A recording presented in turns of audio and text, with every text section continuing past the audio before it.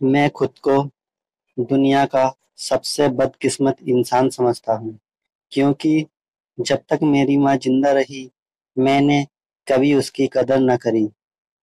उसे बहुत तकलीफ दी। आज वो जब मुझे छोड़कर जा चुकी है मुझे हर वक्त उसकी याद आती है। सारी दुनिया मेरे लिए वीरान हो चुकी है। मैं बचपन से ही बहुत जिद्दी रहा हूँ। कभी स्कूल जाते हुए जिद करना, कभी खाना खाते हुए नखरे करना कि मुझे ये नहीं खाना, मुझे वो नहीं खाना।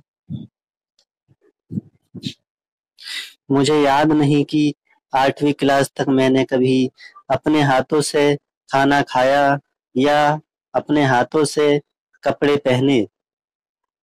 यहाँ तक कि जूतों की डोरी भी मैंने अपने हाथों से नहीं बांधी।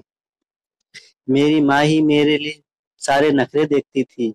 मेरी सारी फैमिली में एक मेरी माँ थी, भाई बहन कोई नहीं था। बाप का साया तो बचपन से ही मेरे सिर से उठ गया था।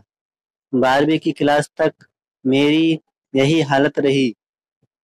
मेरे कपड़े, बिस्तर, स्कूल का बैग, किताबें सब इधर उधर बिखरी पड़ी रहती थी और मैं ऐसे ही रात में लेटकर सो जाता था। लेकिन सुबह उठते ही मैं देखता कि कमरा बिल्कुल साफ होता, मेरे कपड़े अलमारी में अच्छी तरह रखे होते और मेरा बैग खूंटी पर टंगा होता। मेरी माँ रोजाना मुझसे कहा करती थी कि बेटा रात में दूध पीकर सोना, ऐसे मत सोना। लेकिन मैं उनकी एक ना सुनता और यूं ही सो जाता। लेकिन सुबह मुझे अपने मुंह का मजा बदला हुआ मालूम होता। मेरी माँ सोते हुए मुझे रात में दूध पिला दिया करती थी। रात में अगर कभी बारिश होने की लगती तो मैं सुबह देखता कि मेरे ऊपर कोई मोटा कंबल पड़ा है ताकि मुझे सर्दी न लग सके। मुझे घर में हमेशा दो चीजों से बहुत ज्यादा चिढ़ थी। एक उस सिलाई मशीन की खटखट की आवाज जो अक्सर 12-12 घंटे तक चला करती थी और दूसरा रोटी के किनारों पर अक्सर घी लगने से रह जाता था तो मैं गुस्से में रोटी छोड़कर बाहर चला जाता था। मुझे इन दो चीजों से हमेशा से चिढ़ रही थी। मुझे जब भी ज्यादा पैसों की जरूरत पड़ती तो मैं घर आकर माँ से कह देता कि मुझे इतने पैसों की जरूरत है और फिर क्या देखता कि जो सिलाई मशीन की आवाज अभी तक 12 घंटे तक आती थी वो बढ़कर 18 घंटों तक आने लगती थी। मुझे आज भी वो दिन याद है जब स्कूल में एडमिशन के लिए मास्टर जी ने मुझसे कहा था कि 1500 रुपये तुम्हारी एडमिशन फीस लगेगी। तो शाम को मैं घर वापस आया और अपनी माँ से कहा कि मुझे कल 1500 रुपये चाहिए वरना स्कूल में मेरा एडमिशन नहीं हो पाएगा। इतना कहकर मैं अपने कमरे में जाकर सो गया। उसी रात 2 बजे मेरी आंख खुली तो घर के बरामदे में मुझे किसी के रोने की आवाज सुनाई दी। मैं उठकर बाहर गया तो क्या देखता हूँ कि मेरी माँ मोटे शीशे का चश्मा लगाए बहुत देर से मशीन की सुई में धागा डालने की कोशिश कर रही है और उसकी आंखों से आंसू भी बह रहे हैं। माँ की ये हालत देखकर मेरी तो रूह कांप गई। मैंने माँ से कहा कि माँ इतनी रात हो रही है, आप अभी तक काम कर रही हो।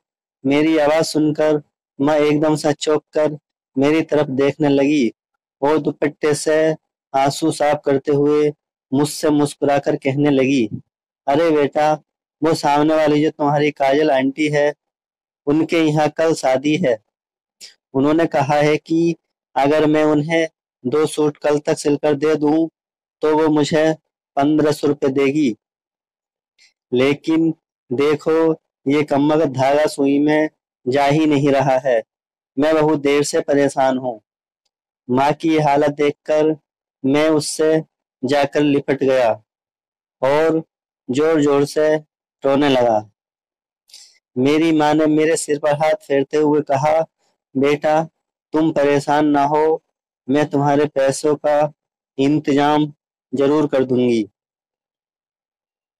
उस दिन के बाद से मैंने सोचा कि अब मुझे भी पढ़ाई के साथ साथ कोई काम करना चाहिए ताकि मैं भी अपनी माँ का सहारा बन सकूं।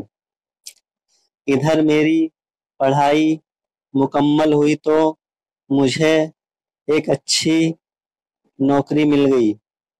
मैंने जब घर आकर अपनी माँ को नौकरी के बारे में बताया तो वह बहुत ज़्यादा खुश हुई और फिर से चीनी के डिब्बे से 20 रुपए निकाल कर मुझे दिए और कहा, बेटा जाओ जल्दी से इन पैसों से मिठाई ले आओ, मैं आज अपने हाथों से तुझे मिठाई खिलाऊंगी। एक दिन मुझे ऑफिस में बहुत ज़्यादा काम पड़ गया और मैं रात में बहुत थका हुआ घर आया और मैं जूते पहने पहने ही बिस्तर पर लेट गया और फिर मेरी आंख लग गई। जब सुबह उठा तो मैं बड़ा हैरान हुआ क्योंकि रोजाना रात में जूते उतार दिए जाते थे, लेकिन आज मेरे पैरों से जूते नहीं उतरे थे।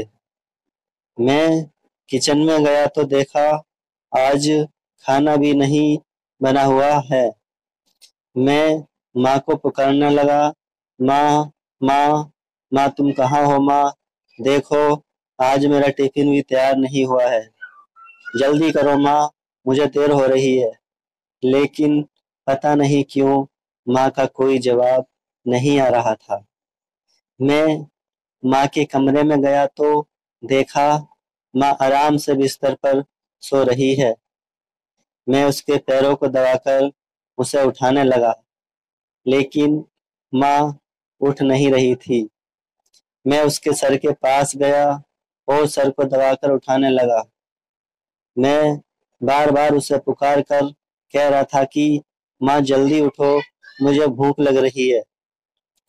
रात में मैंने खाना भी नहीं खाया था, मेरा टिफिन भी तैयार नहीं हुआ, जल्दी से उठो माँ।